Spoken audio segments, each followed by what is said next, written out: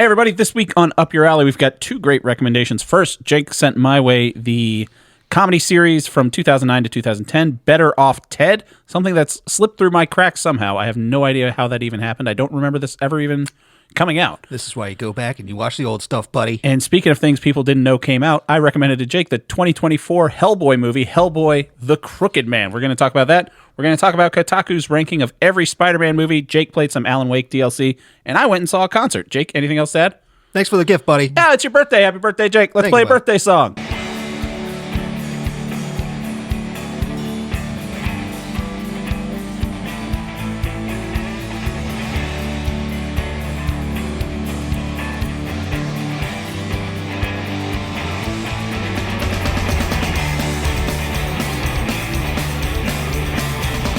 Yeah, it's just the same song. It's not a birthday song. I love this song. Yeah, it works out really well. Great. Hey, everybody, welcome to Up Your Alley. My name's Taylor Edgar, and with me, as always, is my best friend, Jake Baggett. Say hi, Jake. Hey, buddy. We've been friends for way too long, and we recommend things to each other all the time, but now we get a chance to force the other person to watch, play, listen to, or read the thing that we're recommending. Like I said, this week, Jake told me to watch Better Off Ted, a series starring Jay Harrington and Portia de Rossi and a bunch of other people that you're like, hey, I know that guy from somewhere. You see their face, and you're like, oh, yeah. Yeah. It's the dude from the first episode of It's Always Sunny in Philadelphia. Oh, shit, I guess it is. Yeah. I know who you're talking about. Uh-huh. And I had Jake watch the new Hellboy movie, Hellboy, The Crooked Man. But first, we got to catch up. Jake, how you doing, bud? It's been good, man. So your week has been mostly Alan Wake related? Well, it's been, because that came out the 22nd, you know, so I waited until I could play it on the 23rd. And it was about 3 hours long. It was pretty short. Yeah. How much are they charging for a 3-hour DLC? It came with the legendary, with the, I guess it's called Legendary Edition. I can't remember. Whatever. But the big tier up edition, which I think was like $10 more. Okay. But it came with 2 DLC, and this was the second and final one. Really? It's called Lake House. Yeah. And I thought it was great. It is really fun. Spooky? Kind of spooky. This time of year? It's got really good set pieces in it. It's definitely about how AI art is ruining art, period. Really? Yeah. Yeah. Because the thing is, like, Alan Wake writes these pages and you find them, and that's like what everybody's obsessed about. And that's like saying, like, this is the art that people care about. So this place takes hundreds of typewriters and they're trying to write out more pages. Like Alan Wake. It's like a monkey writing on a typewriter situation? Just like that, but they're like, we got a bunch of machines to try and do it. We're trying to create art with machines, and then then art gets really mad about that and like kills everybody. It's pretty great. It's very funny. I literally know nothing about those games. Right. But I would say Night Springs was better. That was a better DLC. And did that come out like with the game, or? No, that one came out like 6 months later, maybe. Huh. But that one was like more like every story was a fan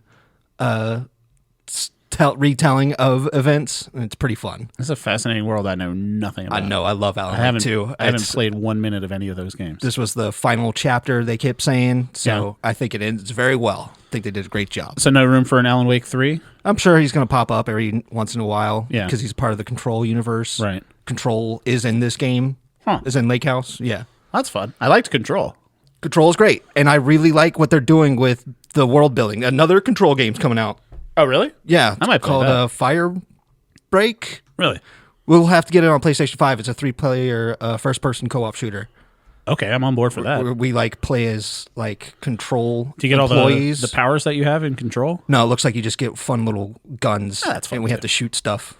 Yeah. I'm going to guess it's going to be like Helldivers. It's what my feeling is, what my gut's telling me. Yeah, I keep getting ads for the Starship Troopers version of Helldivers, and they're like, hey, you like that? Try this. It's the real one. And everyone's just like, no. Yeah, it's like... Stop trying to make Helldivers. Helldivers is... Helldivers did it, and it's really good. But even Helldivers now, it's they have a new, I guess, Liberty expansion pack, whatever they're called. Liberty Day is coming up or something. Yeah, and I'm just like, guys, I'm probably not going to... Yeah, it's been a while. I'm happy that people are still playing it and enjoying it, though. Well, the thing is that I just don't have any of my friends that are still playing it. Like, I think I was the last one still playing it. Like, I would play with like you and a couple other friends, and then eventually I just see them on PlayStation playing different things. I'm like, okay. Yeah, I guess I'll move on. guess we're done with Helldivers now. I guess I'm going to go back to Red Dead Redemption.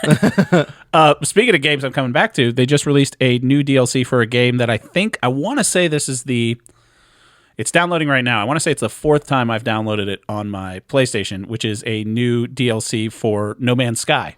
Yeah, I saw that. The Cursed Expedition. And Yeah. every time I see it, I'm like, this game looks really fun Yeah. now. It looks like weird, kind of like Lovecraftian, spooky horror mission. Yeah. And I'm just like, okay. Can't So I'm going to believe download it. Yeah, so I'm it going to do looks that tonight really good. for Jeez. they've gotten me so many times. And Yeah. I bought it day of. I'm sure I've told this story on the podcast before, but I bought it day of because it was so overhyped. Like, this game is going to revolutionize. Sean Murray really pushed it. Man. Yeah. And I remember he was on the Colbert Show. Yeah, right? Talking about it ahead of time. And they're like, oh, no, there's 16 trillion worlds. And no one, you can name a world after yourself. And I'm like, I'm going to make this game my life's work. Because my freshman year of college, one of my roommates was this kid who was really into EVE Online. Yeah. Mm-hmm. And I played a little bit of EVE Online, but I didn't have the patience to do it. This guy had the patience to do it. He was like in the EVE stock market and everything like that, and buying like cool ships and everything. Kind of just like get into it. Yeah. Right. So I got No Man's Sky, and it's the first game I bought a digital copy of because they were completely sold out of physical copies.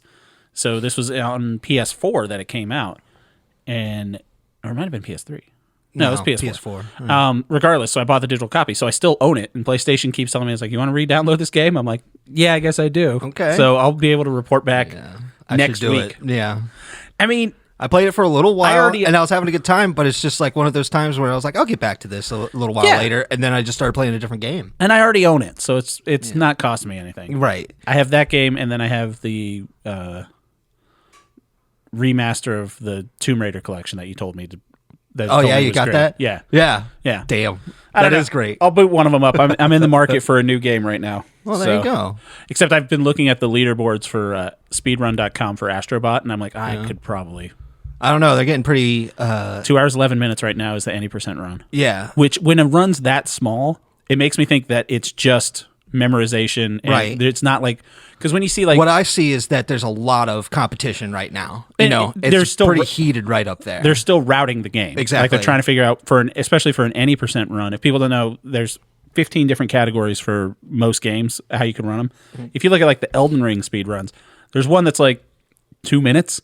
Because it's like these really like frame perfect glitches that do like wrong warps and everything like that. Same going back to like Super Mario 3, there were glitches like that. My favorite category is the any percent glitchless for any game. Because that just beat the game the way the game's meant to be played as quickly as possible. Right. Like no glitches, no nothing. Which for Astrobot is about 2 hours 11 minutes last time I checked. And I don't know. I think I'm You want to try it? Why not try it, man? If No Man's Sky sucks, I'm probably gonna boot back up Astrobot and just try to, or at least watch a YouTube video and see what the route is. There was news that made us both pretty upset. Oh, you're right. Yeah. So this was at a Microsoft conference, like some shareholders meeting or something like that. And the head of Xbox, he got up and said, well, let me try to pull up the actual article. I completely forgot about how angry I was. I sent everyone that article. Yeah, but they were talking about Rare purchase. Yes. So, and they were talking specifically about Banjo-Kazooie. It was Aaron Greenberg, who's the Xbox Games marketing, or the head of Xbox Games marketing at Microsoft. He was at a thing for Flight Simulator. There's a new Flight Simulator. He's like, hey, it's the Earth, but it looks better now. Great. Neat. And so he said there was a PR person asked fans who attended which games he wanted to see again. One of the attendees shouted Banjo-Kazooie. And he replied, nobody cares about Banjo-Kazooie. Yeah. Which I was just like, yeah. People do. Yeah. Like, it's not just me. The more and more I think about these people with money that make the decisions, they're so bad at it. Yeah. All the time. We're not going to get a Blade anymore. No. Because they're like, that's pushed back. Never going to happen. And it's like, we can't make it happen. It's like, it's so easy. We were just give them vampires to kill. We were just talking about that before we started recording. Marvel's pushed back the release date of Blade. They announced this movie in 2019. Said, hey, Mahershala Ali's on board. He wants to play Blade. Yeah. Everyone's like, that's going to be great. Yeah, that's a great choice. Yeah. Yeah. And I mean, I like the Blade movies. They're good. Yeah. And they've got 1 and 2 are great. 1 and 2 are great. And 3's the third one. 3 is it's boring. But it's not a hard concept to nail down. It's hard because the only thing that I can think of is that they have to compare it to Wesley Snipes' Blade. Right?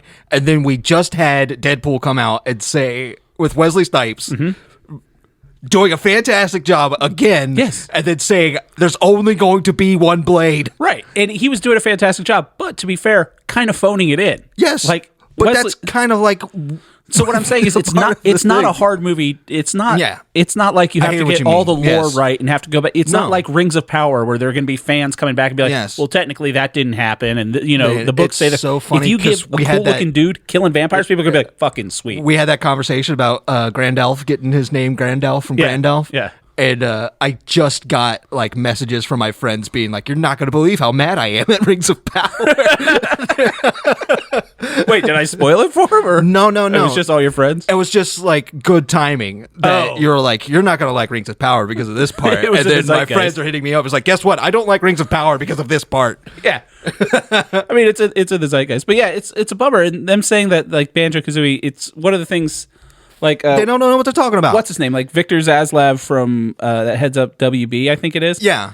Just fucking ruins everything. Yeah. If you're going to get money out of it, that's how they're going to do it. It's sad. That's the problem. I will say, I think the one saving grace, did you see the James Gunn posted the thing about Crypto the Superdog? Hell yeah. Yeah. I think I was trying to do some research on it, but I think he has pretty much a locked in thing that when he came over officially, he has full creative control where he's just like, no, you guys can't fucking touch this. Yeah. And they're not going to because they have like a Batgirl movie shot and finished. It's done. No one can see it. Right.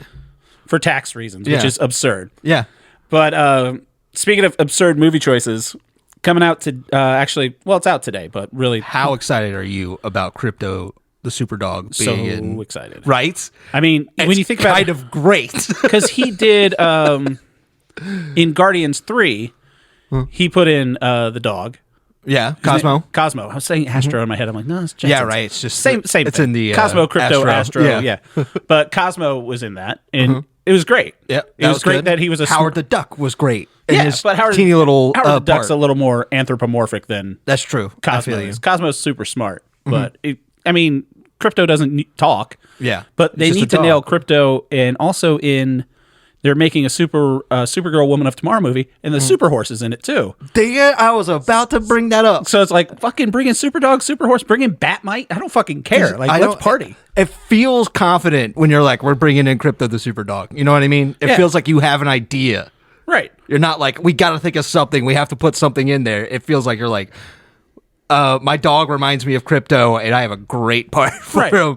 It's like, that's cool. And in 6 months, he's going to be like, so I found this horse, and it made me want to put Comet the Super Horse in the Supergirl. But like in Supergirl Woman of Tomorrow, Comet's a big part of that. So it's like, all right, that's true. Let's make it roll. Yeah. Definitely on board for that. But Venom 3 is out, a movie that we both are I'm going to go see it. Yeah, we're going to go see it. We liked both of the other Venom movies. We haven't seen it before we recorded this. I didn't think that warranted us going to see it before we recorded this week, like Joker Fully Outdo did. Yeah, that one. Because I don't think I know there's not going to be the same amount of discourse on the internet with Venom 3. But we're going to go see it. Yeah. Yeah. Like the first two. So Kotaku put out its ranking of every Spider-Man movie. Yeah, that includes the 3 Venom movies. Even though there's no Spider-Man in it. Right. Sweet. But, Sony's Spider-Man universe, the movies they've put out. Okay. Morbius is on... Morbius is the last place. I know. First of all, how many do you think there are? I'm just going to guess a wild number. That's it. 25. 17. That was close. So Morbius is 17. Coming in at number 16 is Madam Web. Madam Web. Yep. Disagree with that. I think Madam Web should be higher. I don't know, because I don't know what the other ones are. All right, so... What's 15? 15 and 14 are the 2 Amazing Spider-Man movies. The Amazing Spider-Man 2 wasn't good. Right. I didn't like that. Well, that's because they tried to shoehorn in Amazing Spider-Man 2 and Amazing Spider-Man 3 into one movie. Right now, I would put Amazing Spider-Man 2 at 16, and then Madam Web at 15. Fair enough. And then Amazing Spider-Man, because that's definitely a better movie than Madam Web. Number 13, they have Avengers Endgame. Spider-Man. Yeah, he's fine. But I guess you put it so low because it's not a Spider-Man movie. I guess so. And then they have in numbers 12, 11, and 10, the 3 Venom movies. Okay. Venom Let There Be Carnage is 12, Venom The Last Dance is 11, and Venom is 10. So they're saying Venom is the best out of those movies. Okay. I haven't seen Venom 3, but I will say I liked Venom better than I liked... No, I liked Venom Let There Be Carnage better than I liked Venom. I haven't think it really was Woody quantified either one of them, but... I think it was Woody Harrelson being weird. I came into both movies being like, this better be good. Right. And then I left going, that was pretty good. Yeah. So number 10 is Spider-Man 3. The third of the... Yeah. Another Venom movie. I think people were a little too harsh on that movie. So they say that's the best Venom. Okay. Well, that's honestly not. No. And I even like Topher Grace. Is that his name? Yeah, Topher Grace. He's not intimidating enough for an Eddie Brock. He's not a good me. Eddie Brock for me, but I think he's a good actor. Oh, yeah. But that's not the Eddie Brock that I would want. No. And it's definitely the one that they didn't focus on as a character as much. The best part of that definitely movie too is many Thomas cooks. Hayden Church's Sandman. Yes, For There was sure. too many cooks in the kitchen for that movie, but Yeah. I don't think it deserved the vitriol that it got. No. Then we got Spider-Man Far From Home, followed by Captain America Civil War at 8. Then number 7, Spider-Man No Way Home. Number 6 is Avengers Infinity War. Number 5 is Spider-Man Homecoming. Then at number 4, Spider-Man, first Tobey Sam Maguire Raimi? Spider-Man. Okay. Number 3, Spider-Man Across the Spider-Verse. Okay. Number 2, Spider-Man 2. Okay. And number 1, Spider-Man Into the Spider-Verse. I can feel that. Yeah. Mine would be probably interchanged between Spider 2 and Spider-Verse. I don't think I would put Spider-Man Across the Spider-Verse that high. I think maybe Really? number 5. I really liked Spider-Man Homecoming. Yeah. The first Me of the too. Tom Holland Spider-Man with Michael Keaton as Vulture. I think that was just a great. Yeah. Is high school looked like he was actually in high school. There Yeah. was like weird high school It was problems. nice to have some street level Spider-Man for there's- just a movie. There's a scene where he gets stuck in the warehouse and he's just like, "What am I supposed to do?" It's like, I don't know. You really can't do anything. You're just a kid. You can't get out of here. It was really nice to see him. Yeah. Yeah. Trying to solve stuff I mean, as a kid. he did have the Iron Man tech in it, and Iron Man was in it. yeah. So in that case, it does kind of get overshadowed. But I think it's probably the lowest, like actually closest to high school Spider-Man that we've seen. Even though Tobey Maguire was in high school, But those Spider-Verse movies are incredible. they are. And I do believe that they deserve to be very high up on there. And I think Spider-Man 2 is just nostalgic for me as well as being a fantastic movie. Yeah. So that was way up there. I think if I had to redo that top 5, I would do number 5, Across the Spider-Verse. Number 4, Spider-Man, first Spider-Man, yes on that. Number 3, Spider-Man Homecoming. Number 2, Spider-Man Into the Spider-Verse. And Spider-Man 2 is number 1. Okay. Just because Spider-Man's great in that. Alfred Molina's Dr. Octopus is great in that. It's Yeah. pretty much like a perfect, it ends on a bummer. Like that's just a really, front to back perfect Spider-Man Wait, movie. Spider-Man 3 is the one with, Sir, I clean your father's wounds. Yeah. It was from his own glider. Yeah. It wasn't great. That part was pretty funny. That guy is somebody. What did I think about? Isn't he also the butler in Daredevil? Is he? Or am I just giving the same same butler voice to both butlers? You're kind of giving him first generation Alfred from the 1989. That was great, Alfred. God damn it. But I because remember when Electro was kicking ass on those sandbags? Oh, yeah. And he's like, I put horns on this one so that you know it's Daredevil. John Paxton. Oh, it's Bill Paxton's dad. That's Oh, who it really? is. Yeah, I found that out in a Oh, my gosh. YouTube video or something like that. That's so Yeah. fun. John Paxton. That's who that Man, is. Bill Paxton was one of the best, Yeah. dude. I don't know. So yeah, that list is kind of cool. I think it's interesting that Venom: The Last Dance is, it's up. It's number 11. I mean, you can't. I haven't seen Morbius, so I can't speak on it. Not good. But has the taint of being terrible. I think it's only good because they tricked. And you know what? I would say maybe Spider-Man 2 is a better movie than Madam Web. It's big of me to say, I'm sure. Really going out on a ledge here. But it is a movie, and there's great performances in it, that's for sure. And I Oh would yeah, say- Madam Web. No. Oh yeah.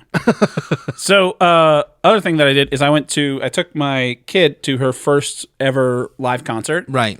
down in Charlottesville. We went and saw Sabrina Carpenter. Dang. 15,000 I was about to say, a lot of people, huh? screaming ladies. Yeah. Loving Sabrina Carpenter. Did you have to do like what they do in King of the Hill where you had to stay in the parents' spot? No. We just sat up there. I mean, it was great. It was her first What was your first big concert? Sticks, baby. Oh, that was right. We talked about this. Mine was Oh, Tom Petty yeah. and Heartbreakers. So that was fun.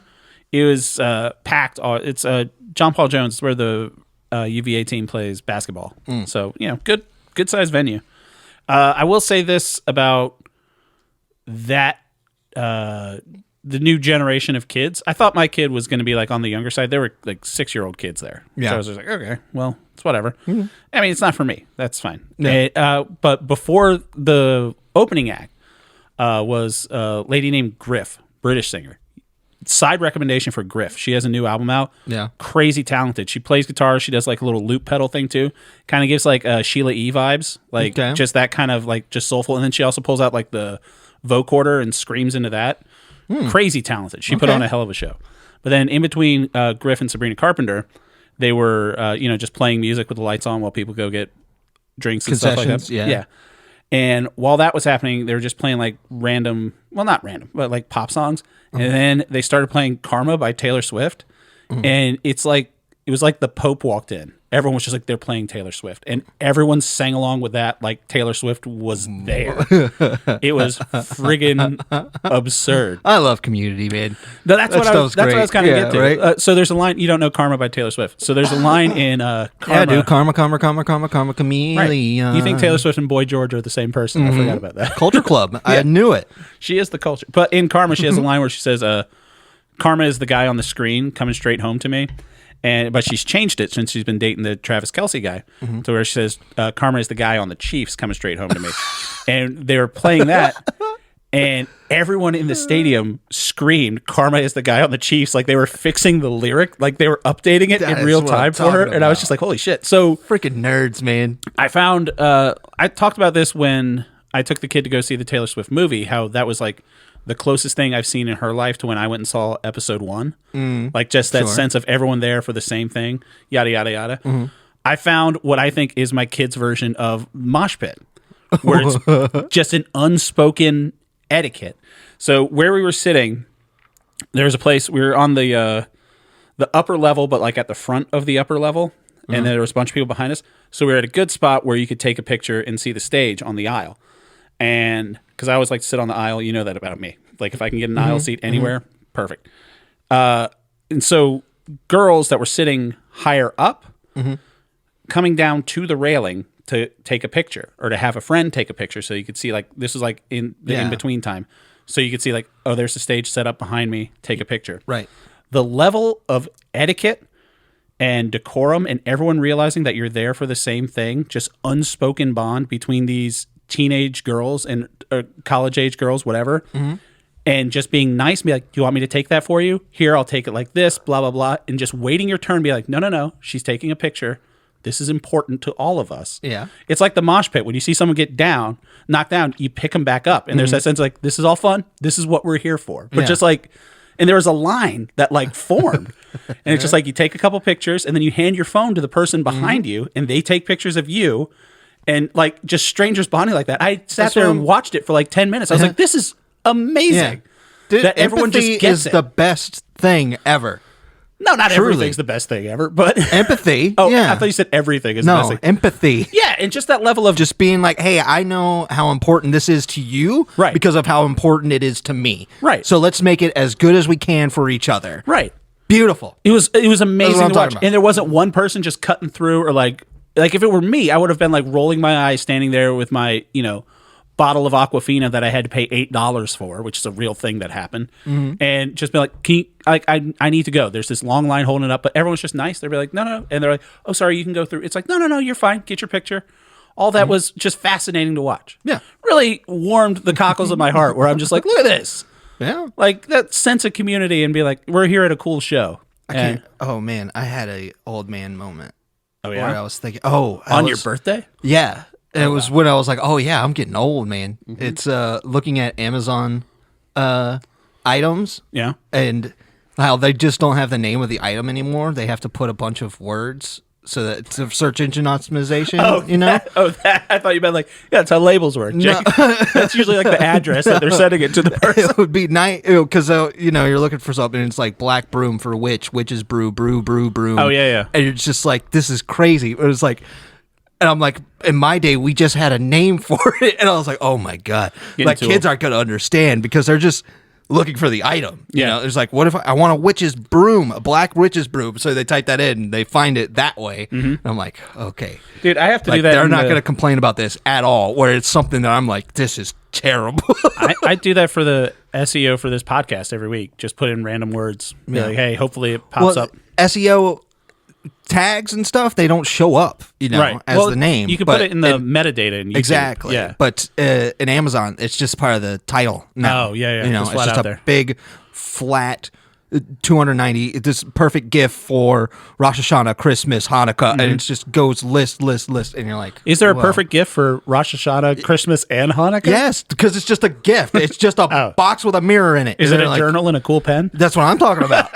That's exactly why you got this. That's how I found it. That always reminds me of like whenever you would see like Japanese English language commercials, like cliches of it, where it's like super happy, fun time, delicious food. And you're just like, oh, I guess I'll go into this restaurant. Man, dude, I love translating from Japanese to English. It's fun sometimes. It's crazy how it's different. See pictures online of a kid. Localization is so important, and I'm so happy that people are starting to realize that. And I also like it when you see like a kid in Vietnam wearing a shirt that says like "fuck you, you fucking fuck." Yeah. You're like, I don't know if he gets it or if he's just a really fucking hardcore kid. A picture of Bart Simpson on it. It says 189,000 killed. You're like, wow, cool. All right. Well, let's get into our recs for this week. First off, Jake's rec for me, American sitcom series, Better Off Ted. Yes, sir. So this was 2 seasons starting in March of 2009. Jake, we're out of left field with this pick, buddy. Yes, sir. What brought you to this? Because I wasn't watching anything at the time. You should watch Billions. And I was like, see, I don't want to watch Billions. It's great. It's got a story to it, and I don't want to follow anything right now. This goes into my review of this. Keep talking. We're on the same wavelength. I just wanted to see clever writing done by great actors, and I was like, I always come back to Better Off Ted. This is the first I've ever heard you mention this show. This is like my 4th or 5th watch through of it. Huh. I can't believe that I was wrong what streaming service it was on. Yeah. When I started watching it, it was on Netflix. When I told you it was on Hulu because that was after the last time I watched it, but now it's on Amazon Prime. So it's a show that's kind of bounced around from what I could tell. Yeah. It was on ABC, I believe. Shows ABC like Family. Yeah. Shows like this that kind of get lost in the streaming wars, especially from this time period. If no one has the streaming rights to it, especially shows that last for 2 seasons and no one's like, I don't fucking care. Yeah, nobody cares about that. There was a show Bradley Cooper was in called Kitchen Confidential. Yeah, I remember that. Yeah, it was on for 1 season. Great show. Can't find it streaming anywhere. Yeah, right. Oh, speaking of rights going back to the right people, we forgot to mention this last week, but Kevin Smith got the rights back to Dogma. Oh, did we not mention that? No, it came up right afterwards, and I sent you a text that says, holy shit, how did we not mention that's this? Great. And then they were like, yeah, let's put it back in theaters. Yeah, he's going to put it back in theaters, and he's I think he's going to do a tour with it like he does with the movies where you watch the movie and then he does a Q&A. Smart move. Yeah. Seems fun. Well, apparently, and that whole thing is when the rights were previously with Harvey Weinstein. That's why he did nothing with Dogma, because he didn't want Harvey Weinstein getting any money. Harvey Weinstein, through back channels and stuff like that to kind of fund his legal defenses, tried to get Kevin Smith to write Dogma 2, and Kevin Smith said, go fuck yourself. But now that he has it free and clear, he says he's open to writing a Dogma 2. And Ben Affleck and Matt Damon were both like, yeah, we'll be back. I'm just like, fucking great. They can't be back. What do you think happens when you kill an angel? They die? They become a demon. It's fine. Oh, well, where did you think I was going to go? Detroit? From South Park. Oh, that is right. Yeah. God damn it. That's perfect. So Better Off Ted. So back in the day when Netflix was awesome and it was good at suggesting stuff for you to watch, this was one of those things, and I watched it, and I was like, this is hilarious. Yeah. And I used to tell everybody to watch it, and it was my sister who was like, I told you to watch it when it was on TV. Yeah. And I was like, no, you did. She's like, I watched it religiously. I asked you to watch it with me. I knew you would love it. And she was right. It's fantastic. So I had seen this as a recommended for me a couple times. I think we used the original photo for the artwork for this week.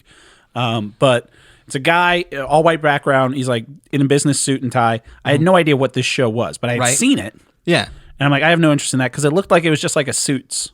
Like I thought it was Suits. Well, it's a very handsome man. Well, no, just but he's nondescript. No, like Suits, like the show Suits. I know what you mean. Yeah, I thought it was that kind of show. It's not screaming comedy when you look at it. No, it wasn't screaming weird, absurd satire. And the name Better Off Ted, bad name. Not that great of a name. Not a great name. But it's grown on me now because I know what it is. Right. so I love seeing it. What the thing's about is there's this company, it's Viridian Dynamics, and it's just like a shady company that makes fucking everything.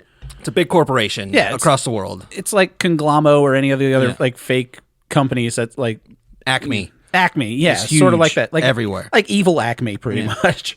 And he's a just a high end, executive in that, and Portia de Rossi's his boss.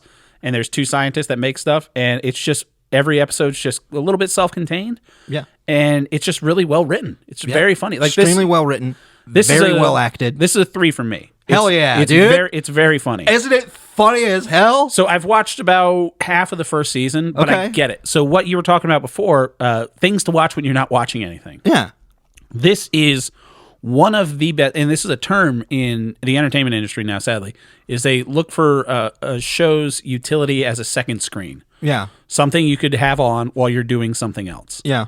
This is a great second screen show. Sure. If you're cooking, if you're doing the laundry, if you're doing the dishes, something like that. Sure. That's what I would say. It doesn't take as much cognitive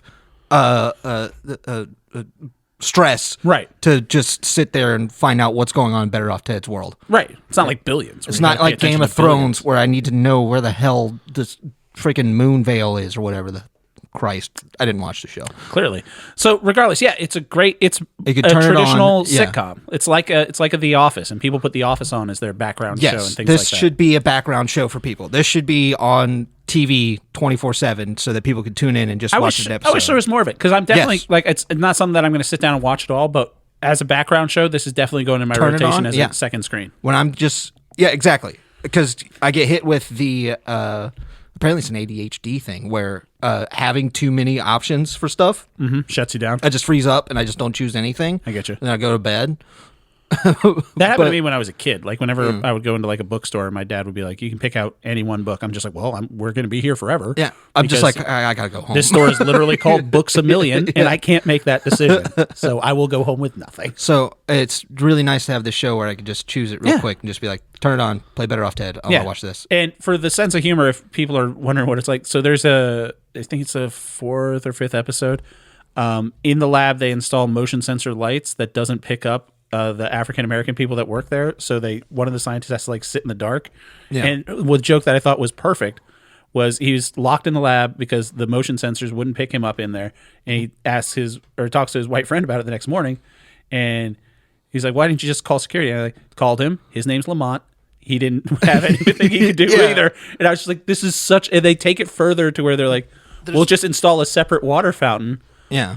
That isn't motion activated. That just says blacks only. Yeah, and you're just like, God damn it, this is like such a funny satire. And Portia de Rossi is in full on she's great. Lindsay Funke, that type of humor that she just nails. She's great in this show. It's awesome to see that. It's kind of like this. It's kind of like the guy who plays Ted. I can't remember his name. Jay Harrington. Yeah. He's fantastic. He should be in more stuff. I'm not sure why he's not in more stuff. He's got comedy chops. I kind of got the vibe that in the first episode, because he's gotten, like any show, if you watch like the pilot, it's usually there's more character development still afterwards. Tinkering with the formula of it. Mm-hmm. So I'll throw this back to Billions. So I'm watching Billions. I'm on season 4. Billions is great. So in Billions, comedian that we both like, Dan Soder, he plays a character named Maffei, and he's just like a background character at first, but then you learn more about him, and they incorporate more of the actor into the character. Yeah. So in like the 3rd season of Billions, Dan Soder's character brings up that he's from Aurora in Colorado, which is where Dan Soder's from. So I'm like, so like if you give the show time to breathe, not only will the person bring it in, because in the first episode of Better Off Ted, he seemed like he was doing almost like a Ryan Reynolds impression. You know what I mean? Not sure. Like just that kind of smarmy, straight to camera Van Wilder, because Van Wilder was before this, and that type of humor. But he settles into it more, and he commands it more. The stuff with him and his daughter is great. Yeah. That kid actor, whose name I don't know. Rose? Yeah. Well, no, that's the name of the character. Yeah. But the stuff with him and his daughter, fantastic. Yeah. It's great. And what I like about the writing is it feels like they just let it get to a dead end when they're trying to write a joke, and then they write a joke about that. Yeah. An example for me is they invent a spray that can grow hair. Yeah. And he gets it on his desk, and so hair's growing all over his desk. And he's like, now I have a problem with my desk looking like my ex-girlfriend. And he's like, Long story short, she looked like a desk with hair. It's like that sense of humor. Yeah. Yeah, you're just like, you just think about what you wrote for a little bit, and you're like, that's a really stupid thing I wrote. Let's acknowledge that and just keep going. Yeah. It's good stuff. So yeah, I think it's great. It's a 3. It's a 3. It's a second screen show. I mean, definitely thought it was going to be a 2. No, it's not going to change your life, but it's good for what it is. As long as you're taking it like if I was wondering how you were going to relate it, be like, this is the best show ever, everyone should watch it. It's like, no, this is a really good show. This is just like, if there was more seasons, it would be as praised as The Office, I would say. Yeah, that's what I want. It's got a different. If it had more eyes on it, people would be it's definitely it's more absurdist. Yes, it is. Than The Office. Very true. They invent a lot of really impossible things, which is funny. They have a biological computer that leaks an acidic goo, or ass goo for short. Right. But so they have to make some type of acidic interface so that they can find out how much acid is actually building up in it, or ass face for short. Mm-hmm. That's good writing. It's good writing. It's very funny. It's a little... Phil and Lim are my favorite characters in it. That's what I'll say. The scientists, when they pull they have asides constantly where they're talking to somebody and then they go away to just talk to each other. But the other character can hear them talking every single time. Running gags. Yeah. It's great. It's a great show. Yeah. Yeah, it slipped through the cracks. I never would have clicked on it if you hadn't recommended it, which is the whole point of this show. Booyah! So yeah, I think it's very funny. That's great. Yeah. Didn't like in one episode there were molded pumpkins.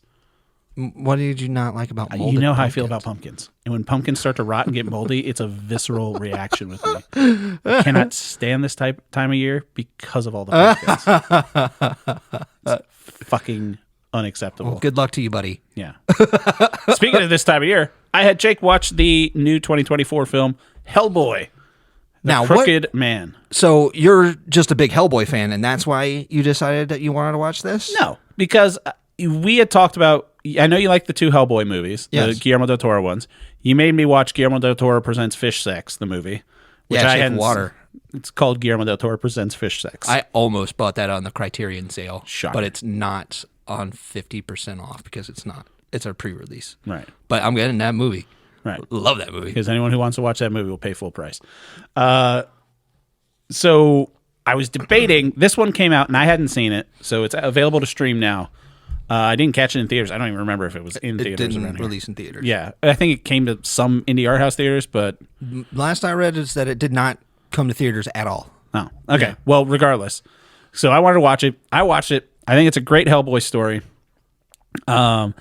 Weirdly, one of the posters that I saw for it said the 4th installment in the Hellboy franchise. I was like, you're wrong.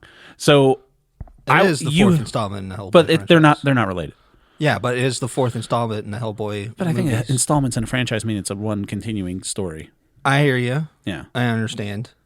I haven't seen the 3rd one, so I don't know. Well, you haven't. Yeah, that's what I was going to bring up. The one with David Harbour, I also like. Yeah. But you have nothing to compare it to. You just have the 2 Guillermo del Toro ones. So this is Hellboy. It's set in the 50s.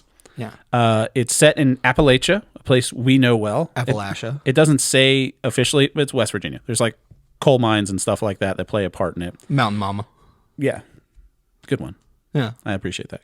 So it starts with Hellboy and Joe, who's a new agent at the BRPD. They're transporting a giant spider on a train. Spider breaks out, train flips over, and they're stuck out in Appalachia. They got to go look for this, and they run into this small town where there's a boy who's bewitched, and it just goes from there. It's really like someone made a Hellboy X-Files TV show, and this is one of the things. It really reminded me of old X-Files, where it's like, and that even happened. Like, you would see the X-Files, they go out into the mountains all the time because they're based out of DC, and there's weird shit up there. And so it's based on the Hellboy the Crooked Man. It's pretty much, I was telling Jake ahead of time, I found a short stories collection of all the Hellboys because I couldn't find my copy of Hellboy the Crooked Man, but I knew I had it somewhere, and it's probably still down in this basement somewhere. But it's pretty much a direct adaptation of Hellboy the Crooked Man. The only thing that's different is the character of Joe, who's brought in as like kind of the gateway into the world character. She's not in the comic books because you're reading the Hellboy comic books. You know all the stuff. Sure. It's Hellboy. So, I thought it was great. I thought Jake would appreciate this for a couple reasons. One, it's got a low-budget horror vibe. There's some good body horror in it. It's a little bit spooky. and I think it's just a fun movie for the sake of being a movie. Yeah. Yeah. Fun movie for the sake of being a movie. I think it's good. Like I'd watch another one of these. I'd watch another couple of these. If Hellboy movies were just Hellboy tracking down folk horror characters and killing them, I'd watch every single movie that came out. Jersey Devil, a Chupacabra. If he ends up at a place and they're like, this is a crazy monster, this is what it's doing, and then Hellboy is like, I'm going to punch it, and then it's like, that's not working, I'm going to shoot it, that's not working, but then something will work, I would watch every single one of those movies forever. Yeah. This movie was great. You liked it? I had a great time. Oh, God, I was afraid you were going to be like, This is so wild. It took a bit for me to get into it. It felt like the dude that's being Hellboy was doing a Ron Perlman impression at the beginning. It's Jack Kesey plays him. Yeah. I will say this: you do have to settle into it. Yes. Because it's not the Guillermo del Toro. It doesn't have that aesthetic. It doesn't have that money behind it. No, and it takes a while for any type of story to hatch. Yes. And if you're not interested in something like the characters, it doesn't feel like anything. But once they find the kid that's bewitched, and Hellboy was like, "What's going on here?" They're like, "Oh yeah, that's a kid that's bewitched." He's bewitched, and he's like, "Well, that's our expertise. Let's see what we can do to help with this." And it's like, that's wonderful. And then it ties itself back into the spider, pretty fun. And the way everything develops is fantastic. Yeah. The guy playing Hellboy did a great job. Jack It was Kesey, wonderful to see. I would watch him if they did an HBO series where it's just like him as a Hellboy. Yes. Yeah, Hellboy X All Files. that came back from is if BRPD just went out and solved these cases all the time, I'd watch that show. Yeah. Honestly, I would. I want something, self-contained episodes of just a fun little story. It's an hour and a half long. It's got a couple good spooks in it. I got hooked when, first when they were talking about the witch balls and how they're made, I was like, that's very interesting. Like, Mama Oakham comes out and she tells you how to make them. That's giving direct word for word from the comic. Yeah, giving a basis like that was pretty fun. But then they talked to the guy about his lucky bone. And I was like, this stuff is fun. Yeah. Like, this is getting fun. The Crooked Man is a fun little character. Because he was like, all this stuff you got to do all these really arbitrary stuff. And then the last bone that you're cleaning, the devil appears in front of you and he'll grant you a wish. And I was like, that's so fun. So what I like about this universe is, like you said, Hellboy and Bobby Joe, they walk into a house and this kid's bewitched. And no one bats an eye at a giant red man. Well, they keep bringing up that they saw him in Life magazine. It's like, oh, I saw you on Life magazine. So this is a world where it's not like, what's happening to this kid? Yeah. Like, because I hate that part of it. Like, I hate the part in every zombie movie where it's like, what's happening? It's like, no. You know what zombies are. I know what you mean. Yeah. Where this is just like, what's with the kid? He's bewitched. Yeah. And it's like, and then Tom, the main guy, Tom Farrell, who he's coming back into the town. Not really a town. It's just a mountain with a couple cabins. Got houses in the woods. He comes up and he's like, it's Core Fisher that bewitched him. Take his clothes off, boil the clothes while you're screaming out his name. That'll take care of it. And then they just walk off and everyone's like, oh, thanks, man. Yeah. Like, appreciate it. It's like, if you got a splinter and someone's like, put a little bit of glue on there and then let it dry and then pull it out. And it's like, oh, thanks. That's how we fixed my bewitched boy. Yeah. And the stuff with, there's a witch, the blonde witch. She's great. Yeah. What is her character name? Her accent Effie. can be distracting. It's hit and miss. Like that, because that Appalachian accent's hard to nail. That's what I'm saying. Yeah, we're close enough to Appalachia that we keep saying Appalachia. It's crazy. We know those people. Close enough to Appalachia. I made a whole YouTube video about the Appalachian Trail and no one watched it. So I'll say it however I fucking please. That's not how it works. The reason they didn't watch it is because you kept pronouncing it wrong. That's what it is. It wasn't because my nuanced commentary about the Elden Ring didn't satisfy anyone. It's like, I'm going to get nuanced about this and nuanced about this for nobody. Nuances for the small groups of people. Keep talking about the bear and you'll get 20,000 fucking views. God damn it. I don't understand your critique of your own work here. Regardless. You're like, I made something that appeals to everybody and everybody watched it. I made something that was a little smaller for people and nobody How come no one wants me to talk about my critiques of Horizon, a movie that no one saw, and Rebel Moon, a movie that everybody hated? Yeah. And I'm bringing those two together, and no one wants to watch it. I don't understand how this algorithm works. I have a great opinion on these it's all things. the fucking bots, I'll tell you. I have great views on these things people hate. Regardless, that's neither here nor there. But yeah, funny. It's true. This, sad. Is just it felt great once you started understanding about the accents. I could just you could tell when it's fake. You know what I mean? So it kind of gets distracting. The computer generated imaging was not the best. Up to snuff. There was some good imaging, as in the snake that was going in and out of that woman. Yeah. That was very disturbing. And I was like, that's awesome. There's a great scene where Cora, she's a witch, so they walk into her house and it's just her skin laying on the bed. Yes. And the she comes back. practical effects look fantastic. That's what I'm saying. Like his Hellboy, like the hand. The Hellboy looks great. The Hellboy hand, like usually it's just still, but every now and again you'll just see it like move, and I'm like, oh, that's a great little practical hand. Yeah. His horns and stuff were good, and then there's some things that they added in that was the backstory, like with Hellboy, which I guess they're just trying to, beef out the story because big bird. I like the way that the big bird looked like. It was just a normal bird, but with the trick of the eye. That when he's in a, like when he's in his own thoughts or whatever, and he's like sees his mom, and it's like all CGI. That looked good, but it's when they tried to put like the CGI spider in the real world that you could really see. Which I don't fault this movie for that either. It's not a big budget movie. It's just a little distracting. Is the thing that I. There are some movies that they spend $200 million on, and you're just like, where was $200 million in Joker when this cost $10 million? Where the practical effects were awesome. When the witch, when she was just talking and she just starts floating, and then she just keeps floating all the way up into the sky, and it just looks so natural and cool. I was like, that's wonderful. I love seeing stuff like that. Yeah, when Cora Fisher, I think my favorite effect was when she climbs back into her skin, and it's that weird thing of the skin coming back out. Stuff underneath skin. That's like my ultimate creepy thing. Goes back to the first time I saw The Mummy, and they had the scarab beetles underneath people's skins. Hate things under skin. That was a wild one. Things under skin is the worst. Things shouldn't be between my skin and my bones. That's where the muscles go. That's all in all, this movie was really awesome to see. Yeah. When it comes to grading, is where I want to give it a 3. You should then. But it's also just.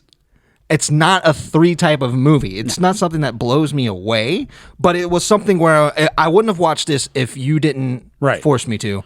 Well, the trailers didn't look good. The marketing wasn't good. They pulled it from theaters. Yeah. It's a better off Ted of the Hellboy thing. It's like, that's why it was pretty amazing. Yeah. It is the better off Ted thing because it's a movie that I don't have to feel like I have to invest as much into it to get a fantastic story out of it. The way that they built up Hellboy was fantastic. Just doing the Life magazine thing. It was like, yeah, I thought you were the devil. It was like, no, I ain't the devil. It was like, oh, yeah, I thought you worked with the UN because the Life magazine thing said that you work with the UN. It's like, no, I don't work for the UN. And he's smoking the entire time. The entire time. Yeah. It is a 3-worthy movie, I would have to say. So I'd probably give it a 3. Nice. Yes, but I want more. I know we're probably not going to get more. Yeah, I'm not going to make you watch the David Harbour one. I mean, if you want to... I might watch it just because... It's another take. It's Mila Jovovich is in it. And she made a good point. I think I already made this point before on the podcast. Where that's enough for me to want to watch it. Where she's like, I'm in cult movies, so this is going to be a cult movie. I'll say this about the David Harbour one. The David Harbour one, where I think it fell down, is it was... And it's a good movie. I will say this. Out of comic book characters, there's not a single bad Hellboy movie. Yeah. I'll even say there's Batman movies that aren't great. Sure. I don't think there's a single bad... We just read this list of all the Spider-Man movies. The Hellboy movies, all 4 of them, I think it could be personal preference how you would rank them. Okay. I think the David Harbour one, it tried to be a big budget blockbuster, and it just didn't have that Guillermo del Toro stank on it that made it something special. Right. That was something that I was looking for, and having an entire change in theme, I think was a fantastic idea. Right. So this is the way, I think this is the way to do like kind of a reboot is let's figure out a different way to take this character instead of just trying, let's do what we did, but more. Sometimes it's addition by subtraction. Yeah. Like let's put Hellboy out in West Virginia. Yeah. I want more of the Hellboy story. I want more of his world. Let's find out about his world that he's from. And they're like, we don't have the budget for that. But it doesn't have to always be big Lovecraft monsters and something's going to take over the universe. It brings in Hellboy's character really well because Crooked Man can mess with your mind. It's a great character design too. Yeah. Also, did you realize who played the old preacher? No. Is I forget the actor's name, but he was the butler in The Fresh Prince of Bel-Air. Oh, really? Yeah, he was Jeffrey in Fresh Prince of Bel-Air. Yeah. That's absolutely Jeffrey, isn't it? He's Holy great. cow. When he's got those big cataract glasses or eye contacts eyes, in. Yeah. And he's just like, you got no place in here, devil. You're just like, you don't, devil. Get out of here. The way that they make that magical shuffle is fantastic. That reminded me of Dogma when they did that with a golf club. Yeah, right? It's half of that. Where it's like, we put magic in this thing. We're going to change for the... Oh, it's like, there's some holy stuff in this bad boy. So we're going to put that magic into that magic. Yeah. And make a big magic. It's just fun. Yeah. Great. Good stuff. Dog's barking. Yeah. That's what they do. Oh, Amazon's here. There you go. Yeah. Those packages with all the words on them that you were talking about. Yeah. Yeah, all right. So, Hellboy, I would see more of these. Probably not going to get them. I would love it if they did more. Honestly. I am now right now board. It's saying that it's got bad reviews, too. I don't get the bad reviews. Where... I think it's fun. If you want Guillermo del Toro, just go watch those movies. They still exist. It's not that. Well, I would want more Guillermo del Toro. I'm not saying I'm just saying that Hellboy. But Ron Perlman doesn't want to do it anymore. Yeah. Guillermo del Toro doesn't want to do it anymore. And Mike Mignola was involved in this. I think it's the first one that he actually gets a story by credit. Yeah. Because like the first two Hellboys... Written by credit. Because he's gotten story by on the other ones. You're right. But because this was a direct adaptation. It's kind of like how they did... like when they made the Killing Joke, the animated Killing Joke, it's pretty much just that. It's a closer adaptation than even like Watchmen or something like that, where they adapt a story. No, the Killing Joke was terrible. It was, but I'm just saying that's what they tried to do with that. When they made this, they had Batman have sex with Batgirl. Yeah, it was weird. But what I'm saying is they took that story and tried to make that story into a feature-length thing. This was good. Yeah, there's people out there that work their life, writing Batman, obsessing about Batman, and they write a great Batman. Do you see all these people Batman over here? But then they're like, oh yeah, Killing Joke was one of the best written things because Alan Moore is a genius. He's a great writer.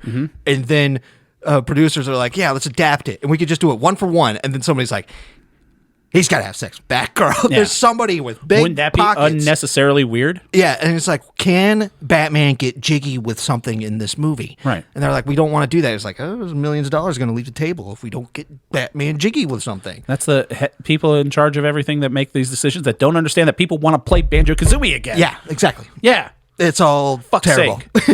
Good job making the world look better while we fly over it. I will say I'm very happy that we got to see Crooked Man. I'm really happy that they actually released it and that we were able to watch it because it is very worthy of a view. Yeah. Because, wow. I mean, it's on streaming right now. You have to rent it or pay for it. In 2 months' time, it'll be on streaming somewhere free, either Netflix or Max or someone. I think Max will probably buy it up. You think so? Well, they have the other Hellboys, so it kind of makes sense. But yeah, I think it's worth a watch. And, the David Harbour one gets shit on too. And I don't know why people are shitting on this. This was a great comic book movie. I think it's crazy that this cost 1/10 of Joker 2 and was a better movie than Joker 2. It was a very good movie. Yeah.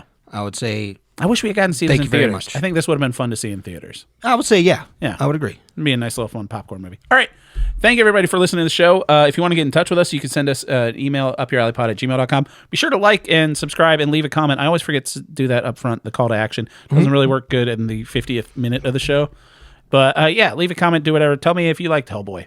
Tell Jake about Hellboy. Is there another show like Better Off Ted that I've just missed? Probably.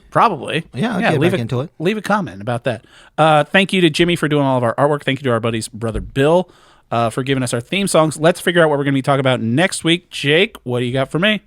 Something that I want to watch, that I'm going to make you watch. Better Off Ted Season 2? About it. Oh, yeah, keep watching Better Off Ted. That would be great. But just today, October 24th. Like a Dragon, Yakuza. Live action series. Oh shit, that's started out now? in Amazon. Oh fuck yeah. I'll definitely watch that. We're going to be watching Like a Dragon, buddy. Even though all the times I've told you to watch The Penguin and you haven't watched Penguin. No, because you haven't told me to watch it on this show. Penguin. Watch Penguin so we can talk about Penguin. That's not a part of the deal. Well, fair enough. I'll watch that. So, funny. Jacob. My recommendation, and you said it's on Amazon?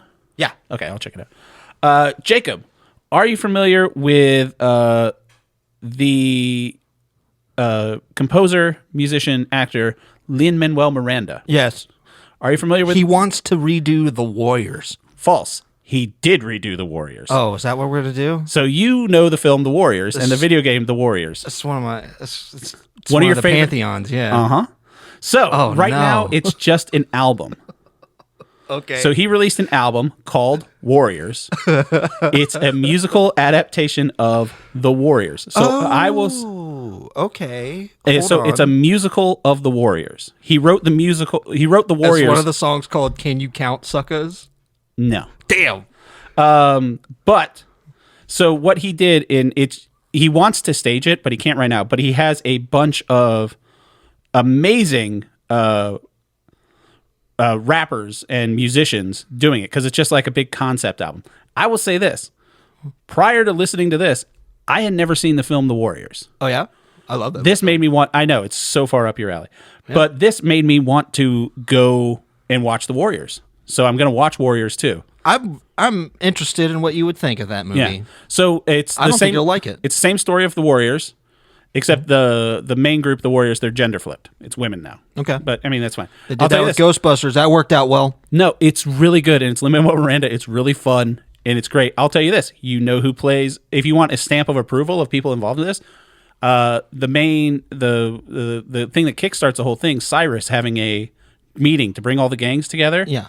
And Cyrus is famously the "Can you dig it" guy. Yeah. Who do you think plays Cyrus in this? Can you count suckers? Man, I love that part. You know who plays Cyrus? That movie's so good. Lin-Manuel Miranda. Miss Lauryn Hill. Yeah, Miss Hill? Fucking Lauryn Hill's in this. Whoa. Lauryn Hill's in it. Mark Anthony is in this. Billy Porter, Philippa Sue, a bunch of other Broadway people. Nas, Ghostface Killer. Like it's legit. It's good. It's good. Wow. So it's on Spotify. Listen to Warriors. Watch the movie, please. I will watch It's the movie. so No. good. That'll be my part. I'll Play watch the the movie. game. The game is probably like one of the I know greatest adaptations. I know it's one of a your favorite fucking Rockstar movie. games. It's so good. I know. how well they adapted that game. Yeah. It's insane. Buddy. You watch that movie, you're going to be like, how do you make this a game? Buddy, he made a great musical about a biography of Alexander Hamilton. That's true. That's Like, true. And it's a good idea to make it it's a fun idea to make it a musical. It's a New I'm not York gonna City say thing. that- He's a New York City guy. It's yeah. You're going to be pleasantly surprised. The mayor of New York was very scared of this movie because he's like, what if all the gangs get together and go and kill me? Well, the mayor of New York has other problems because he keeps taking money Now from the it's- Turkish government. What a terrible dude, huh? Yeah, well, I mean, How can New York not get a good mayor? you know where they talk about the skeezy side of New York politics? Lin-Manuel Miranda. Billions, season 4. I'm not gonna watch God Billions. damn it, watch Billions and Penguin. All right, so I'm going to watch Yakuza on Amazon. Jake's going to listen. It's on Spotify. He's going to listen to Warriors by Lin-Manuel Miranda and others on Spotify. Jake, happy birthday. Thanks for coming over, buddy. Love you. Bye. Love you.